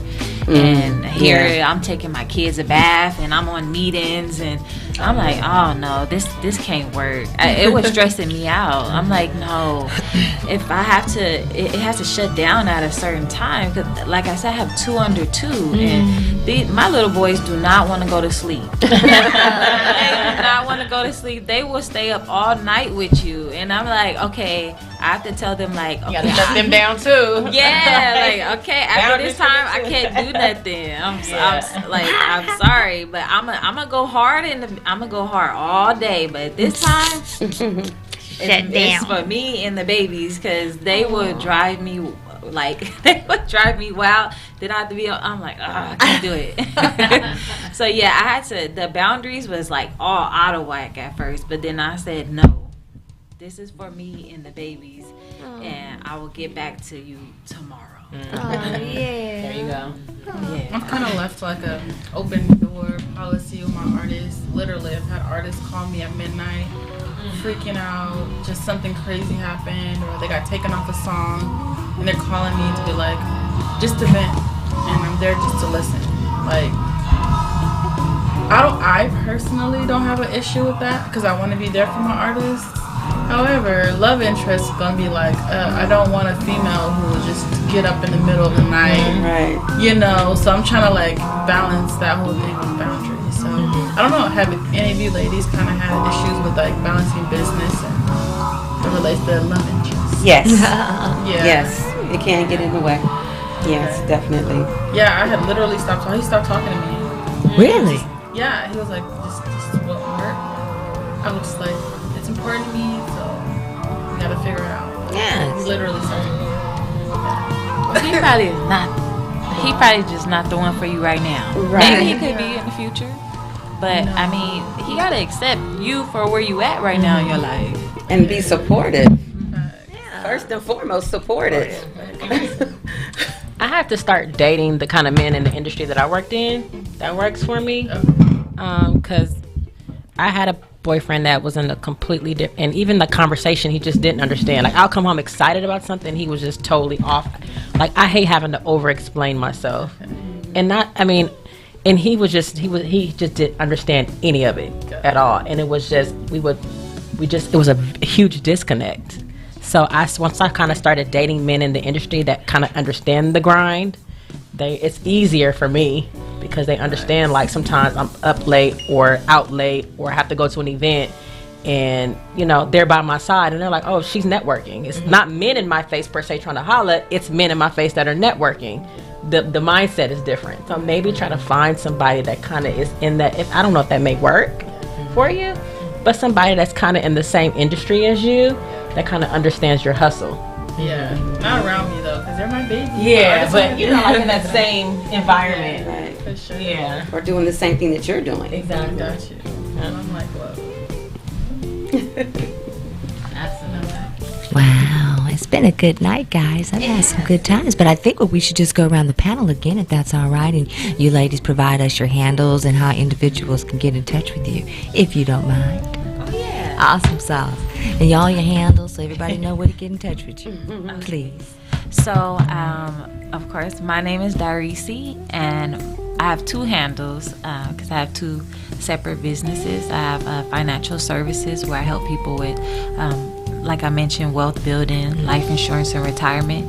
That one is actually under my name, but it's Tailored Life Services. You can find that one through Darisi, DIRISEY _Givens, GIVINES. And then my other business, which is the all vegan natural nail polish, is called Taylor Liqueur, and that one is TAYLORLACQUER.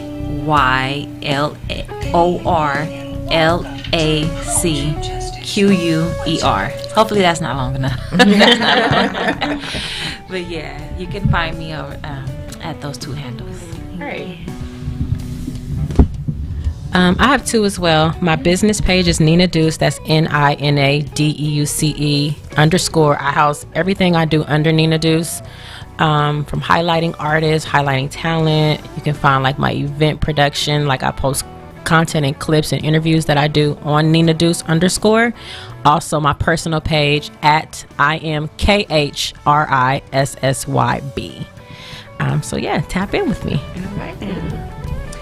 Okay, and my Instagram is my first name, Lisa, spelled with an E, LESA _BEE. And my other Instagram is Fab, FAB _ULOUS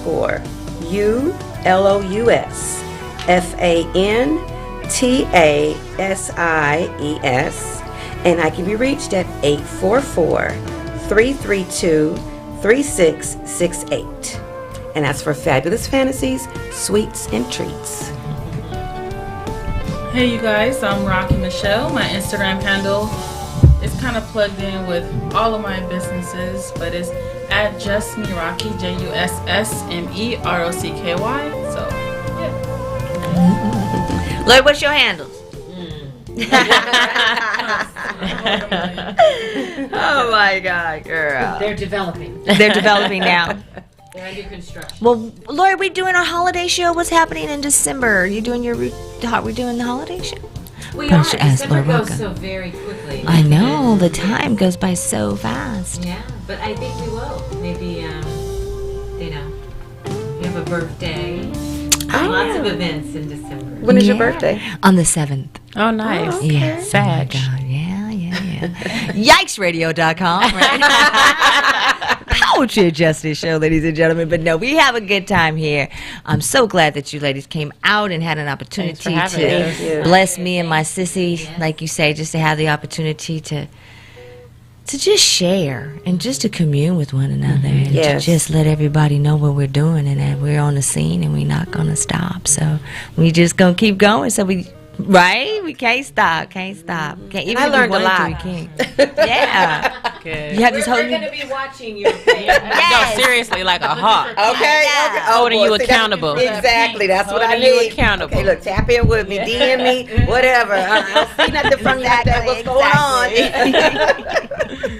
I think the next stop is good. I can already see like your shop. I'm visualizing. Oh, your me boutique. too. Oh my Yeah, with all gosh. your I'm Cute thinking like bakery. Yes, and it's got, The you know, it's pink gonna and be black. fabulous. Yeah. Yeah. Yeah, it's gonna be. It's on the way. Thank you. Thank you. And what about your baby girl? Tell us about your princess you brought with us tonight. She's been very sweet. Yes, she's. Hey, where is she? She's so well. Right there, Tori. Come here, sweetheart.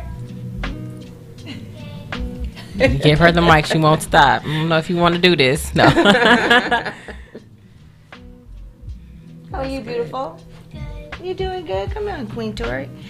You want to get on the microphone and let everybody know how you did tonight and how you blessed us and was kicking it with us and letting us know everything. You tell them your name, And your tell me age, and what you want to be when you grow up. and how amazing your mommy is. Okay. That's a lot of pressure on you right now, isn't it? Okay, come on closer, baby. What's your name? Tori.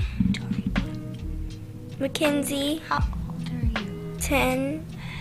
And what is your favorite thing to eat? Chicken and rice with extra teriyaki. What's your favorite dessert?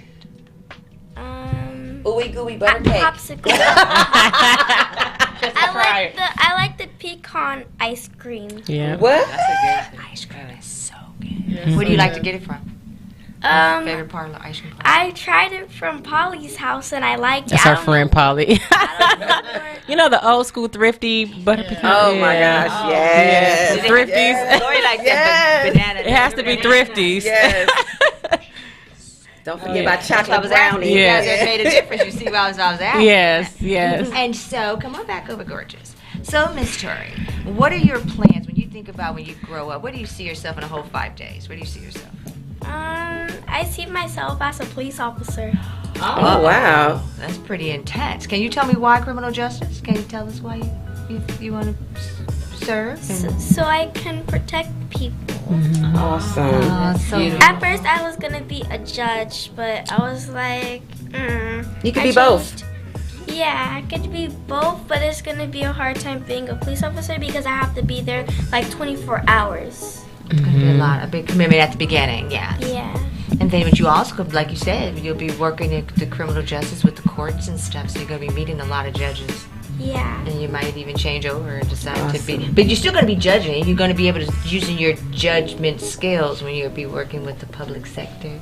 Yeah. That is such an honorable thing to say. Well, I know you're going to just give all the wind and blessings underneath your wings, and I'm sure you're going to have 15 different career choices between now and then. So whichever one you decide to go on, we're going to be there 100% to support you. Gorgeous. Okay. Okay. Well, thank you so much for hanging with us tonight with us. You're welcome. Such amazing, beautiful. Thank you so much for letting her hang out and share with us. Lori G, you got about 3 more minutes, sissy. What you want to tell these gorgeous queens about what they got coming on next week, or what we got going on? That would be great, wouldn't it? I know. Next week we are off. Right. We are off next week for. I have a little grandson. Yeah. My grandson's 5th birthday. Oh, number So 5. fun. Okay. We'll be away celebrating his 5th birthday. But we have some good things coming up in December. Be knocking on your doors about our little holiday show, and I'm sure we're gonna try to fit in a birthday party for Jack. Okay. Oh, nice. My mama said I got to stop counting. Huh? You don't count, you just celebrate. Yeah.